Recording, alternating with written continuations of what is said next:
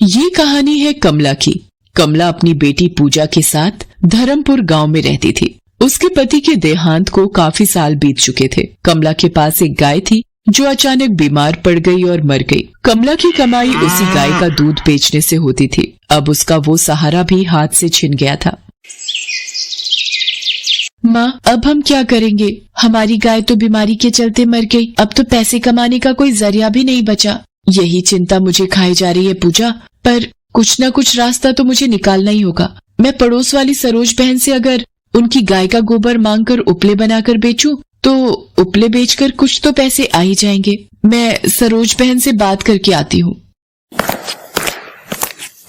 सरोज बहन, तुम्हें तो पता ही है कि मेरी गाय बीमारी के चलते चल बसी। अब मेरे पास कमाने का कोई भी जरिया नहीं है। क्या मैं तुम्हारी गाय का गोबर ले जा सकती हूँ? उपले बनाने के काम आ जाएगा। अच्छा है, रोजाना गोबर साफ नहीं करना पड़ेगा। इसे हाँ बोल देती हूँ। ठीक है, ले जाया करो, पर पूरी साफ सफाई करके ले जाना। कहीं भी गोबर पड़ा हुआ ना दिखाई पड़े। तेरे ऊपर छोड़ रही हूँ गोबर उठाने की जिम्मेदारी। हाँ, मैं गोबर उठाने के बाद सारी साफ सफाई कर दिया करूंगी। कुछ पैसे तो मिल ही जाएंगे। अब ये गोबर ले जाकर उपले थाप लेती हूँ। सूख जाएंगे तो बाजार में बेच आऊंगी। माँ, लाओ, मैं भी उपले बनाने में तुम्हारी मदद करूँ। कमला अब रोजाना पड़ोस की सरोज के घर से गोबर लेती और उपले बनाकर बाजार में बेच देती थी। कमला को रोजाना अपने आंगन से गोबर ले जाते देख एक दिन सरोज के मन में आया, ये कमला तो बड़ी चालाक है। थोड़ी सी साफ सफाई करके और मेरे घर से रोजाना मेरी ही गाय का गोबर ले जाती है और बाजार में उपले बनाकर बेच देती है। मुझे तो इसका कुछ भी नहीं मिलता, फिर मैं क्यों इसे मुफ्त में गोबर उठाने दूं? मैं तो कल से मना ही कर दूंगी। बड़ी आई मेरी गाय के गोबर से उपले बनाकर बेचने वाली। सरोज बहन, गोबर लेना था, उठा लो। देखो कमला, बिंदिया के बापू ने गोबर देने के लिए मना कर दिया है। हम भी तो उपले बनाकर खुद बाजार में बेच सकते हैं, ऐसा उनका कहना है। अब मैं इसमें कुछ नहीं कर सकती। कोई बात नहीं सरोज बहन, मैं कुछ और इंतजाम कर लूंगी। आप परेशान मत हो। अब क्या करूं? एक बार सेठ लालचंद जी से पूछती हूँ। अगर वो मुझे अपनी गाय का गोबर लेने दे तो मेरी मुश्किल आसान हो जाएगी। सेठ जी, क्या मैं आपकी गाय का गोबर ले जा सकती हूँ? आपकी बड़ी मेहरबानी होगी। अरे ले जा, मुझे क्या एतराज होगा। वैसे भी गोबर साफ करना पड़ता है, तू उठा कर ले जाया कर। कमला सेठ लालचंद की गाय का गोबर उठाकर ले जाने लगी। एक दिन जब कमला गाय का गोबर उठा रही थी तो सेठ लालचंद ने सोचा, ये कमला रोजाना वक्त बेवक्त गोबर उठाने आ जाती है। मेरी ये वाली गाय तो बहुत ही कमजोर और बीमार हो गई है। इस बीमार गाय को कमला को ही दे देता हूँ, यही ठीक रहेगा। कमला, तू रोजाना गाय का गोबर उठाने आती है, तू एक काम कर, तू ये मेरी गाय अपने ही पास रख ले। है, मुझे इस गाय की कोई जरूरत नहीं है। ये गाय तू ही ले जा, तू ही ले जा ये गाय। आपका बहुत बहुत शुक्रिया सेठ जी, मेरी मदद करने के लिए। मैं इसकी खूब देखभाल करूंगी। गाय बीमार है इस बात से कमला अनजान थी। वो उसे अपने घर ले जाती है। उसकी बेटी पूजा उसे कहती है, माँ, ये गाय तो बहुत ही कमजोर है, लगता है ये बीमार है।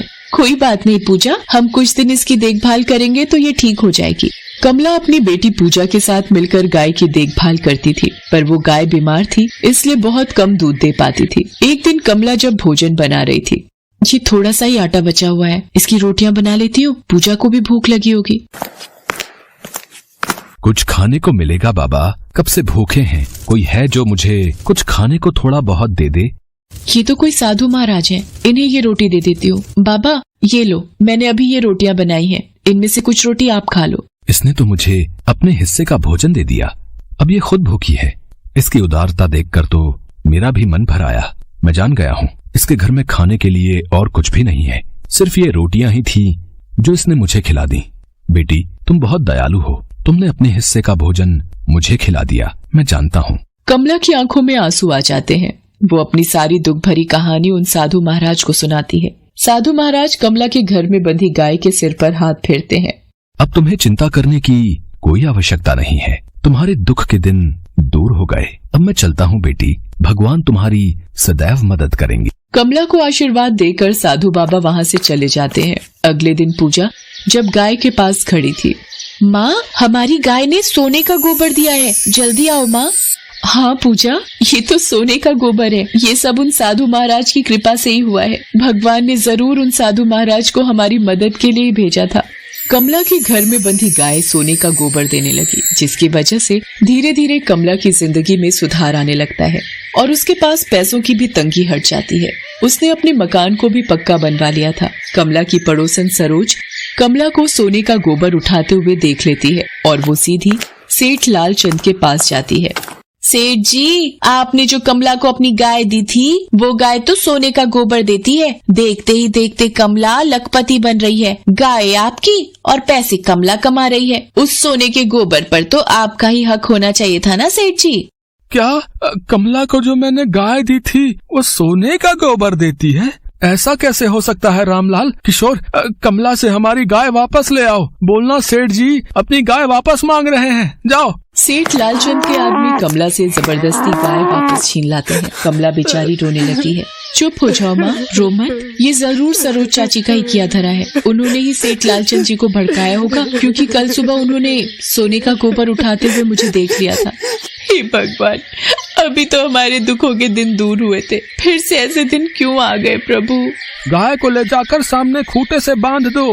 कल सुबह उठकर देखता हूँ। सुबह तक तो ढेर सारा सोने का गोबर दे देगी ये गाय। सारा गोबर अच्छे दामों पर किसी बड़े सुनार को बेच दूंगा। अरे इसे क्या हो गया? ये गाय तो काबू में ही नहीं आ रही है। अरे कोई पकड़ो इसे। हट, पीछे हट। ये तो मेरे पीछे ही भाग रही है। मालिक, लगता है ये गाय पागल हो गई है। इसे काबू में करना मुश्किल है। ये तो आपके पीछे पीछे भाग रही है। मालिक, बचाओ अपने आप को। राम, लगता है बीमारी के चलते ये गाय पागल हो गई है। जल्दी से छत पर भाग जाता हूँ और दरवाजा बंद कर लेता हूँ। यही ठीक रहेगा। लगता है चली गई।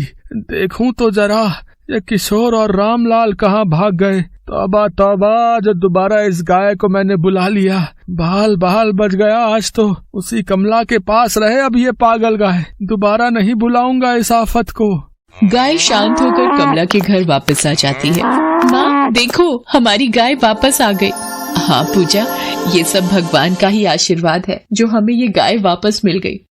अगले दिन से वो गाय फिर से सोने का गोबर देने लगती है, पर सरोज अब कुछ नहीं कर सकती थी। सेठ लालचंद के मन में भी अब उस गाय का डर बैठ गया था। सही कहा है, भगवान उसी का साथ देते हैं जो दिल का अच्छा होता है, जो दूसरों की मदद करता है और जिसके मन में कोई खोट नहीं होता। और फिर धीरे धीरे कमला की जिंदगी में सभी परेशानियां दूर हो जाती हैं।